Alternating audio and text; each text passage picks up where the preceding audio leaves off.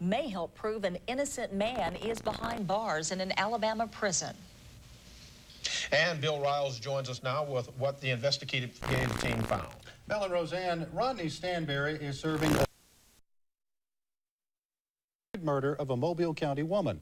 His conviction came despite the fact that another man confessed to the crime, a confession kept secret from the jury.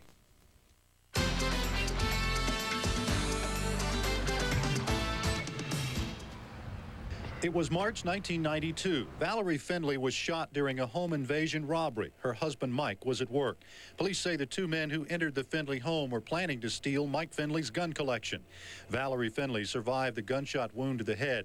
When she awoke from a coma weeks later, she told police that Rodney Stanberry, her husband's best friend, was one of the men responsible. She knew Mr. Stanberry, and she positively, absolutely identified him as being present at the time that his friend shot her on top of the head. More than 3 years after the crime, Stanberry was convicted based almost exclusively on Valerie Findley's testimony. There was no physical evidence that placed Stanberry at the home on that Monday morning. 12 years after the shooting, Rodney Stanberry has served 7 years of a 20-year sentence at the Easterling Correctional Facility in Barber County. He still maintains he was at work at the time of the shooting.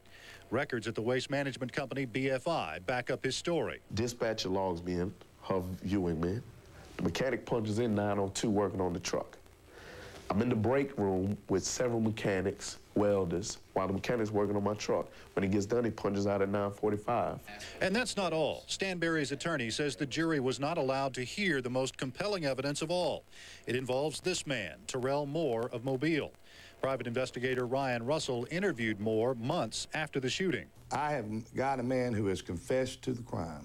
He told me every detail, no question about it, and he wants to make it right. The News 5 investigative team obtained a copy of Moore's taped confession. You and Wish are there, right? Yeah, just me and Wish. Rodney Stanberry there? No, he wasn't. You never saw Rodney at all that morning? No.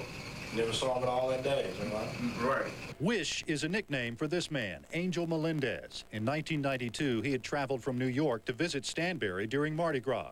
In the taped confession, Moore said after seeing Mike Findley's gun collection, Melendez decided to steal it and shot Valerie Findley during the robbery. I think he knew details about the scene that no one could have known unless they were there. For example, Moore, who had never met the Findleys, described taking the guns from a steel gun safe. She gave him the keys. She gave him the keys to a cabinet she had in a hallway, a steel-type cabinet, kind of closet-like. An eyewitness who was working on a car near the Findley home also placed Moore at the scene and even described Moore's car. I noticed that there was a man working on his car in this circle. He confessed 2.5 years before my trial. But here's the problem. On the advice of an attorney, Terrell Moore refused to testify at Stanberry's trial, instead invoking the Fifth Amendment, which protects citizens from testifying against themselves. Because of that, the judge ruled Moore's prior statements were hearsay and inadmissible in court. So the Stanberry jury heard only Valerie Findley's accusation, not Terrell Moore's confession. That was a very hard task for us to deal with. And the woman said Rodney did it. He came by that house that morning. But I know for a fact, I mean, the woman took a 9mm bullet to the brain. What a brilliant defense. You go and shoot somebody in the head, and then after she survives, you say, well, she can't identify me because I shot her in the head. The jury heard that argument, and they heard how they tried to criticize Miss Findley's memory and all these other arguments. I proceeded to going into the cabinet and getting the guns. I was putting them in a pillowcase. Off their bed? Off their bed, yes. Even with Moore describing in detail how he took the guns from the Findley home, Pritchard police never checked the recovered guns for fingerprints. The question remains, why would Terrell Moore confess in the first place, knowing he might be prosecuted? Because it's true. And I think that I don't think that Terrell Moore had any idea that Wish, the shooter, was going to shoot Valerie Findley. Mm-hmm. I think that my thought is that he thought they were going to try to steal some guns. And then when Wish shot the lady, I think he got scared, and I think it bothered him. Like I said, that's a story. You're right, that's a story. No credibility whatsoever. That's the biggest of my conscience was bothering me, and I knew I had this hanging over my head. And you know for a fact that Rodney Stanberry is innocent of this? Yes, he wasn't there, right? He is innocent.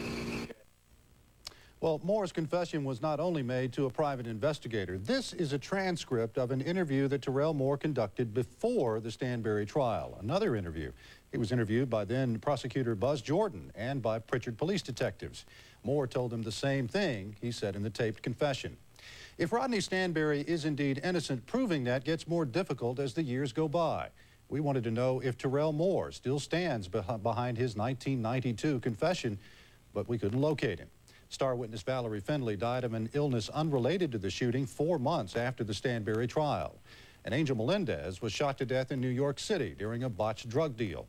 District Attorney John Tyson tells us the only way the case might be reconsidered is if some new information were to come forward about the testimony of eyewitness Valerie Findley. At this point, that doesn't seem very likely.